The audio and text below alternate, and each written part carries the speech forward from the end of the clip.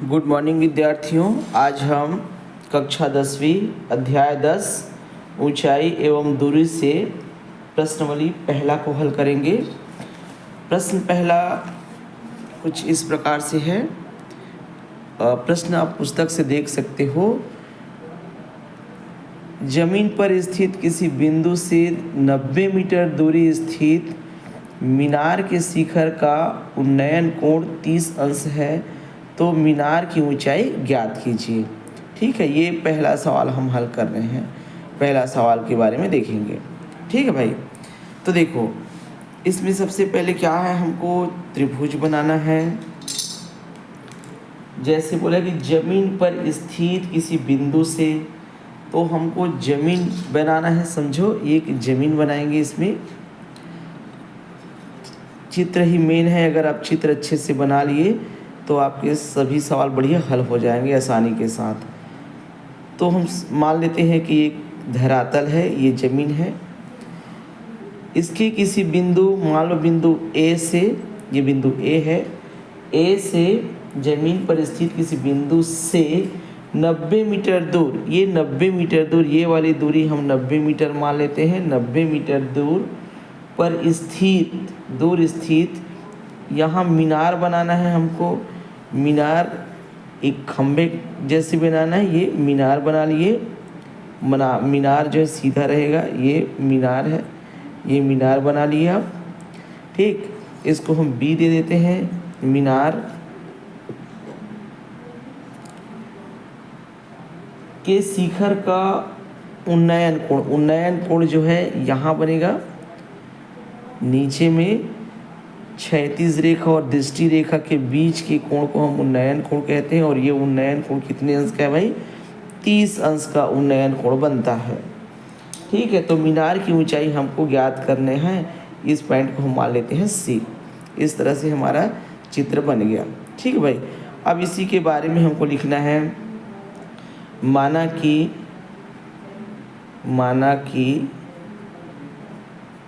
BC मीनार की ऊंचाई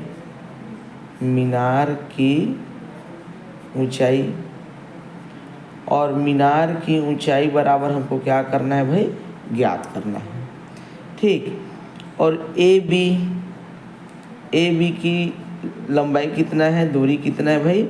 90 metre ये दिया है। और फिर साथ ही साथ कोण ACB बराबर दिया है 30 अंश। उसके बाद हम यहाँ से लिखेंगे समकोण त्रिभुज ABC में। देखो, अगर हम BC को ऊपर लिखें BC और नीचे में हो जाएगा AB। BC क्या चीज़ है भाई? BC है लंब और ये वाला है आधार। लंब बटे आधार किस में होता है? तो 10 में होता है। और 10 कितना अंश हो जाएगा यहाँ? 30 अंश। ठीक है ना। BC का मान तो हमको ज्ञात करना है, तो ये BC का BC हो जाएगा। और AB का मान कितना दिया है भाई इसमें? 90 मीटर बराबर 10 30 का मान कितना होता है भाई? 1/3। 10 30 का मान होता है 1/3 होता है ना भाई। अब तिरिया गुणा कर दोगे तो ये हो जाएगा BC गुणा करणी 3 बराबर 90 एकम 90 हो जाएगा। और उसके बाद BC हमको निकालना है, तो BC बराबर हो जाएगा 90/3। इसका परिमेयकरण कर दो तो करणी 3 और करणी 3 का ऊपर नीचे में गुणा कर दो, तो BC बराबर हो जाएगा, ये होगा 90/3। और नीचे में करणीगत 3 से गुणा करेंगे तो उत्तर आता है भाई 3। इस तरह से 3 एकम 3 और 3 30 तिया 90। फिर BC बराबर हो जाएगा 30/3 मीटर। अतः हम कह सकते हैं यहाँ, अतः मीनार की ऊंचाई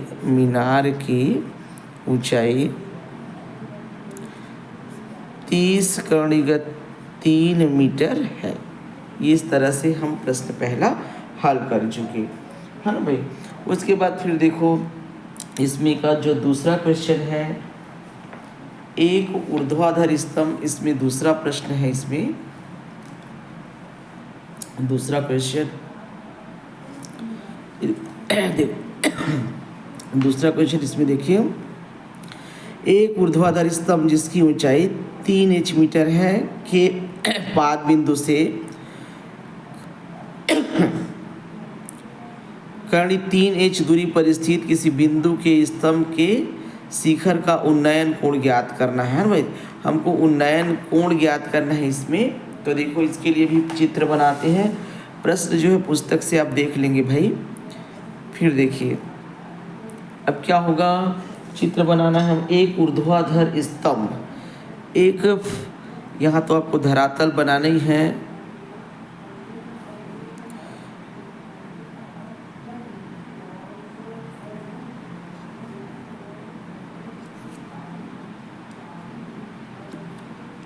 हाँ, ये यहाँ दूसरा लिख देते हैं, ये प्रश्न दूसरा के लिए है। इसमें क्या है, एक पहले हम यहाँ धरातल या ज़मीन बना लेते हैं ऐसे करके, ये हो गया ये। फिर उसके बाद बोला है एक ऊर्ध्वाधर स्तंभ, ऊर्ध्वाधर स्तंभ बनाना है। एक सीधा स्तंभ बना देते हैं, ये ऊर्ध्वाधर स्तंभ हो गया, ये ऐसे करके ऊर्ध्वाधर स्तंभ हो गया। फिर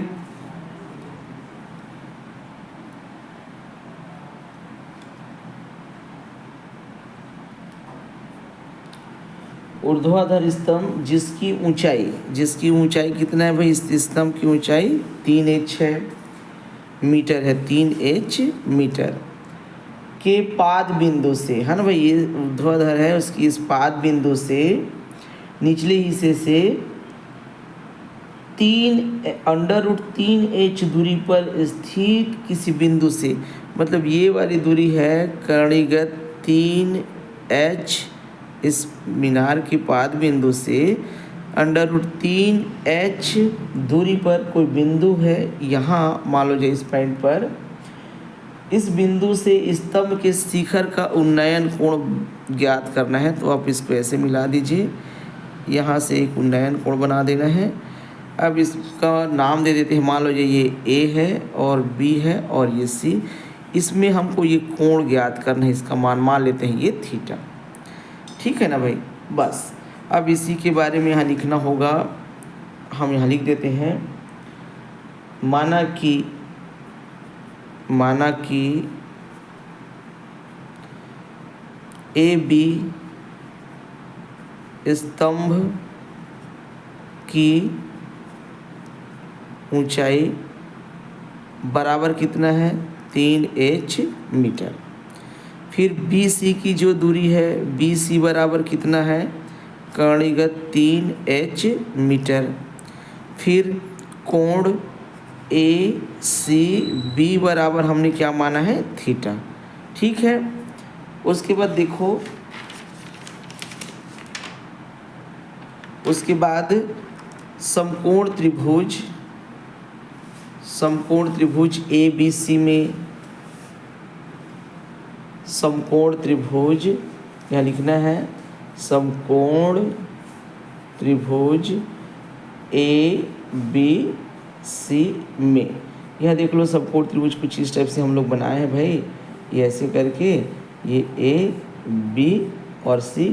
यहाँ है आपका 3h है, ये वाला 3h है और ये कर्णी 3h है और यहाँ हमने थीटा माना है ना भाई।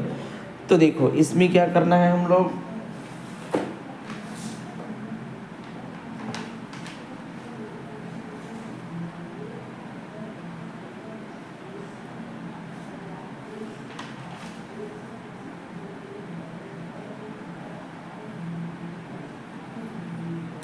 ये वाला आपका है 90 अंश, है ना। तो देखो इसमें हमको फिर वही लेना है जैसे कर रहे थे पहले वाले सवाल में। इसको लिख सकते हैं AB बट्टे BC। AB क्या चीज़ है, लंब है, और BC क्या चीज़ है, आधार है। लंब बट्टे आधार माने ऐसा प्रतिबंध किस में मिलता है भाई, tan थीटा में। ठीक है ना। तो AB के मान कितना है, 3h है, और BC के मान कितना है, करणीगत 3h है। फिर बराबर यहाँ हो जाएगा आपका tan थीटा। ठीक है ना। ऊपर h है, नीचे h है, कट जाएगा, यहाँ बचेगा 3 और करणीगत 3 बराबर हो जाएगा यहाँ tan थीटा हो जाएगा। फिर देखो इसमें लिख सकते हैं 3 और बट्टे करणीगत 3, ऊपर नीचे में करणीगत 3 और करणीगत 3 का गुणा कर दो तो इधर हो जाएगा आपका टेन थीटा। यहाँ होगा फिर 3 करणीगत 3 और ये करणीगत 3 का करणीगत 3 से गुणा करेंगे तो उत्तर आता है 3 आएगा भाई। इस तरह से 3 और 3 कट जाएगा और इस साइड बचेगा टेन थीटा। अब देखना है कि टेन में किस अंश का मान जो है कर्ण 3 होता है, तो आप ध्यान देना यहाँ आता है टेन 60 अंश का मान जो है करणीगत 3 होता है और ये टेन थीटा इस साइड हो जाएगा, टेन और टेन कट जाएगा। कहने का मतलब है थीटा के मान कितने आ जाएंगे 60 अंश और यही हमारा आंसर हो जाएगा। अतः जो उन्नयन कोण का मान होगा कितना अंश होगा 60 अंश होगा। ठीक, अब अगला क्वेश्चन देखो, इसमें अगला क्वेश्चन है प्रश्न क्रमांक 3। प्रश्न क्रमांक 3 के लिए चित्र देखें। प्रश्न आप पुस्तक से भी देख सकते हो, देखो फिर से दिखा देते हैं भाई कि एक पतंग भूमि से 60 मीटर ऊंचाई पर उड़ रही है। पतंग में लगी डोरी भूमि के एक बिंदु पर खूंटी से बंधी हुई है। भूमि के साथ डोरी का झुकाव 30 अंश है। तब यह मानकर कि डोरी पूर्णतः तनी हुई है, उसकी लंबाई हमको ज्ञात करना है। ठीक है ना, तो इसके लिए भी चित्र बनाते हैं। पतंग भूमि से 60 मीटर की ऊंचाई पर है, मतलब हमको यहाँ एक भूमि देना है। तो चलो जैसे ही हमने भूमि बना दिया, ज़मीन बना दिया, ये ऐसे। अब भूमि से 60 मीटर की ऊंचाई पर उड़ी है, मतलब यहाँ से जो पतंग उड़ रही है उसकी ऊंचाई जो है 60 मीटर है। मान लो ये 60 मीटर हो गया, ठीक है ना। ये वाला हिस्सा कितना हो गया भाई 60 मीटर। फिर पतंग में लगी डोरी भूमि के एक खूंटी से बंधी हुई है। खूंटी मान लो चाहे यहाँ है, पतंग यहाँ उड़ रहा है, तो उसकी जो रस्सी है, उसकी जो डोरी है कुछ इस टाइप से है, ये ऐसा, ठीक है ना।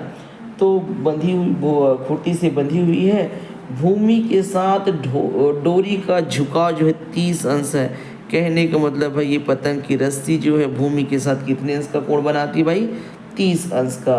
तब यह मानकर कि डोरी पूर्णतः तनी हुई है, इसकी लंबाई ज्ञात करना है। कहने का मतलब है हमको डोरी की लंबाई ज्ञात करना है। कहने का मतलब है समकोण त्रिभुज के कर्ण का मान ज्ञात करना है ना भाई।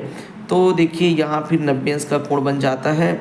यहाँ लिखना है ए बी भूमि से पतंग की ऊंचाई है। ए बी क्या चीज़ है भाई, ए बी भूमि से पतंग की ऊंचाई है और जिसकी ऊंचाई कितना दिया है 60 मीटर दिया है प्रश्न में। ठीक, और उसके बाद तो कुछ दिया नहीं है। और ये साथ ही साथ ऐसे लिख दो कि कोण ए सी बी बराबर कितना अंश बना रहा है 30 अंश बना रहा है। हमको डोरी की लंबाई यहाँ का नाम क्या है भाई ए सी, और ए सी बराबर क्या करना है क्वेश्चन मार्क है। ठीक है ना, इतना तक। हाँ, फिर देखो अब यहाँ से वही लिखेंगे कि समकोण त्रिभुज ए बी सी में, है ना भाई। तो समकोण त्रिभुज ए बी सी में क्या होगा देखो, हाँ ए बी सी में, फिर इसमें भी ये ज्ञात है और ये ज्ञात है, ऐसे करके लिख सकते हो। तो ए बी बट्टे जिनको निकालना क्या चीज़ है ए सी को, तो ए बी बट्टे ए सी कर लो बराबर हो जाए। देखो ये लंब है और लंब बट्टे कर्ण, लंब बट्टे कर्ण मतलब क्या हो जाएगा भाई साइन कितना अंश हो जाएगा 30 अंश। लंब बट्टे कर्ण मतलब क्या होता है भाई साइन होता है, साइन कितना अंश हो जाएगा 30 अंश, है ना भाई। ए बी बट्टे ए सी। फिर देखो ए बी के मान कितना है 60 अंश है, ए सी तो हमको ज्ञात करना है। और साइन 30 का मान कितना होता है भैया 1/2 होता है। तो 1/2 का 1/2 लिख दो। तिर्यक गुणा करेंगे ए सी का 1 से गुणा, चलो इस साइड बता देते हैं भाई ऐसे करके।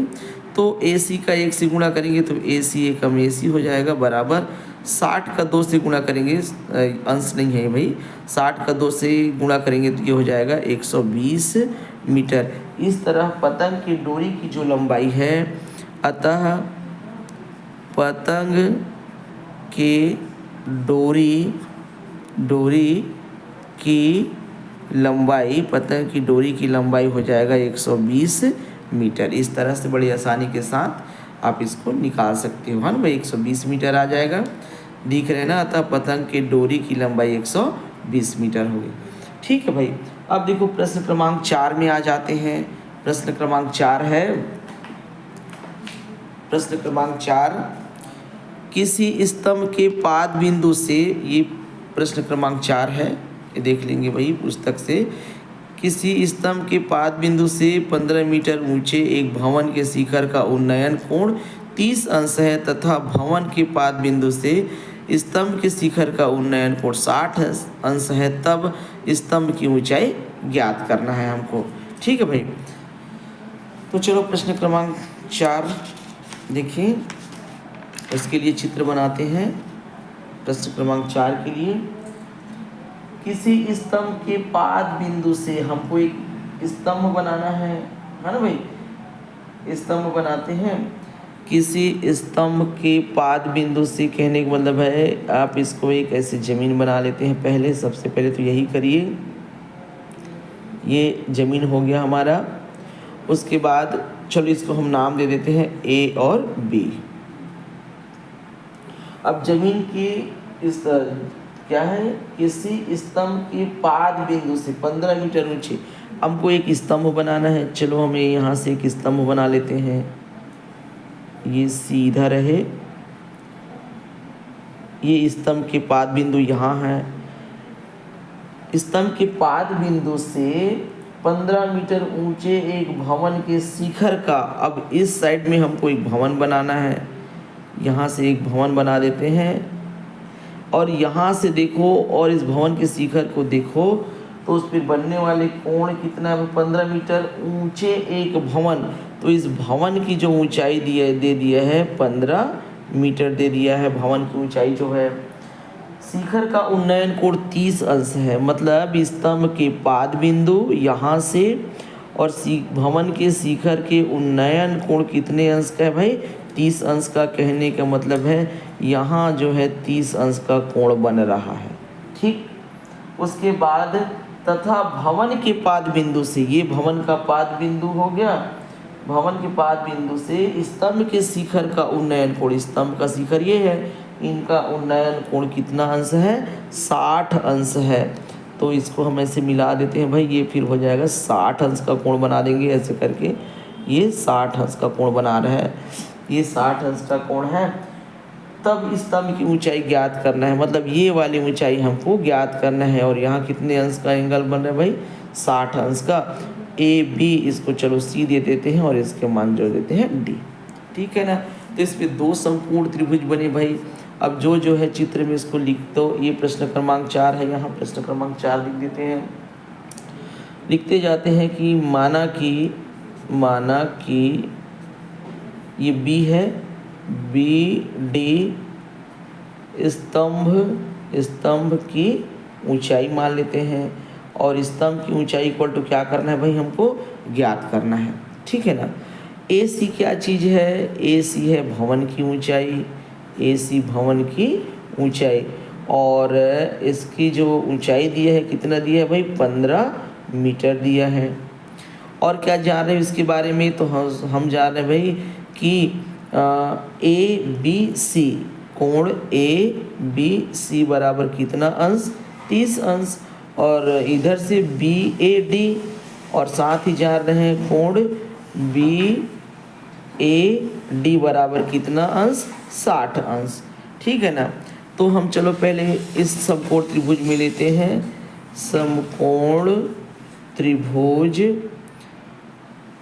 ए बी ए सी में लिख देते हैं, बी ए सी में इसको पहले लिख लेते हैं, या ए बी सी में।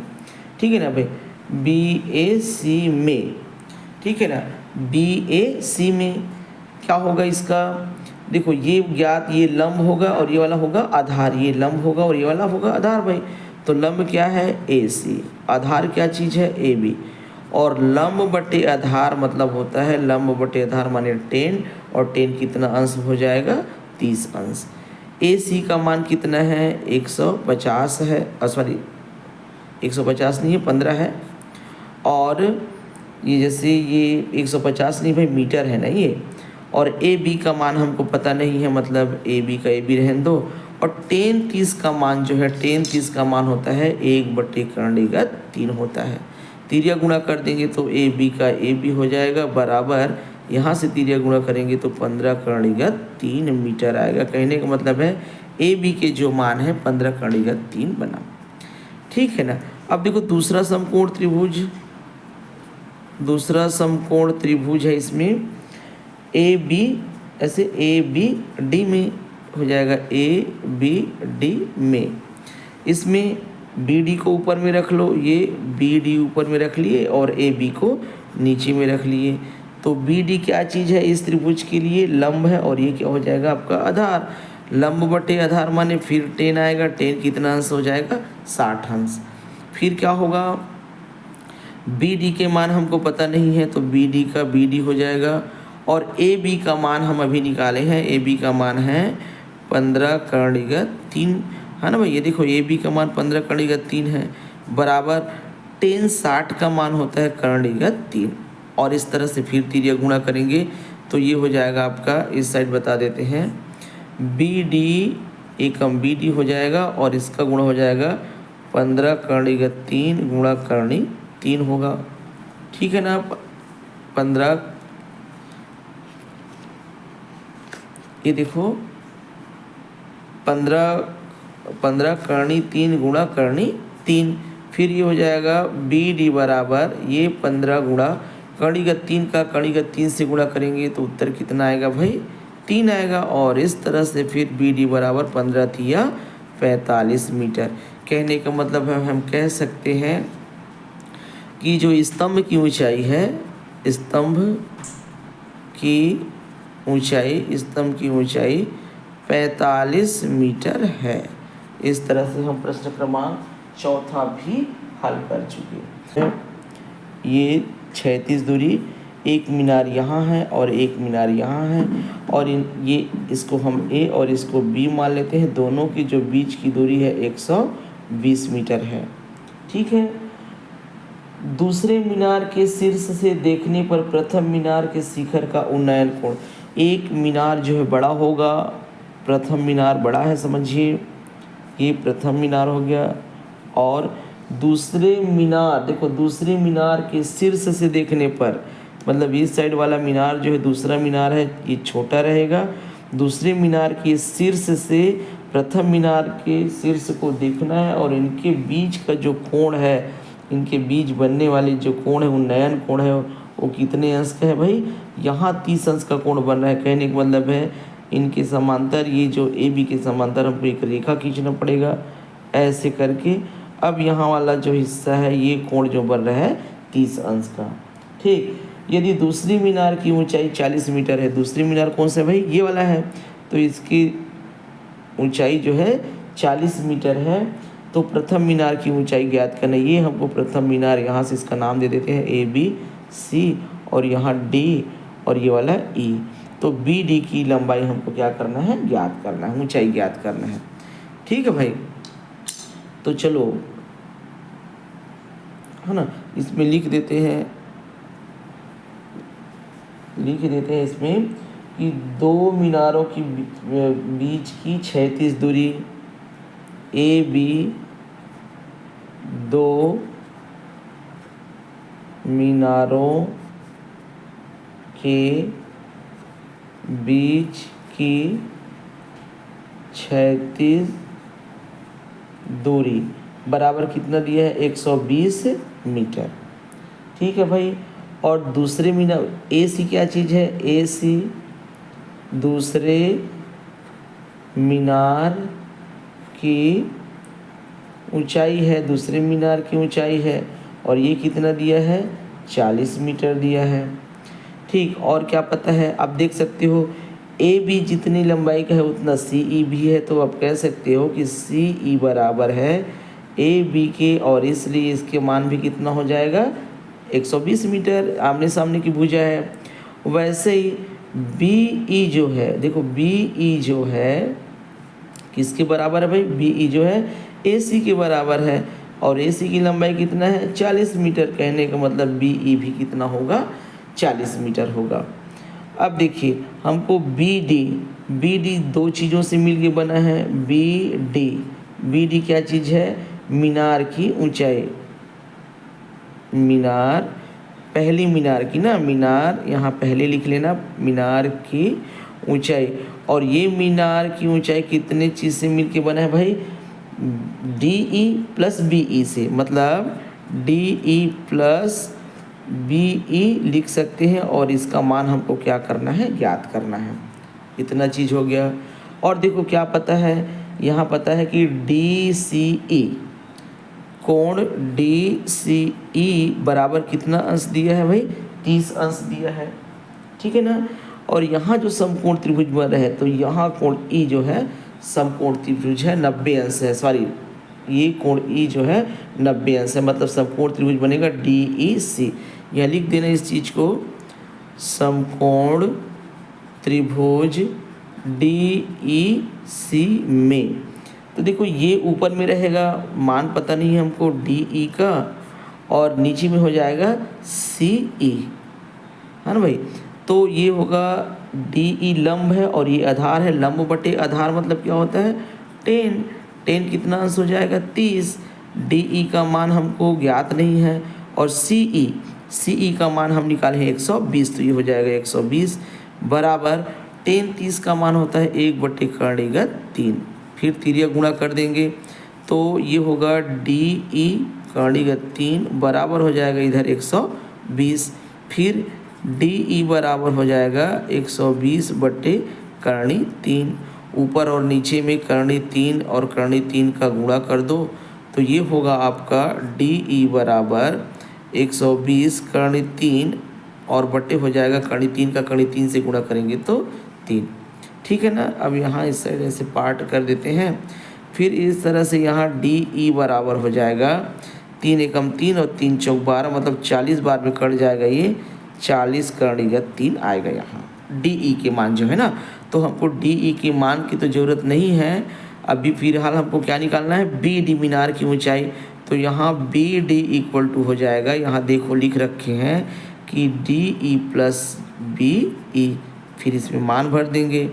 इस तरह से DE का मान कितना निकाले हैं 40 करणीगत 3 प्लस BE का मान देखो यहाँ से BE का मान कितना है 40 है, तो यहाँ लिख देंगे भाई 40।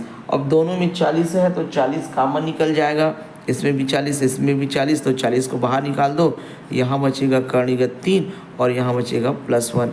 इस तरह से जो प्रथम मीनार है, प्रथम मीनार की ऊंचाई आ गया हमारा 40 करणीगत 3 + 1 मीटर, और यही हमारा क्या है भाई आंसर है, ठीक। और बाकी से सवाल अगले वीडियो में देखेंगे।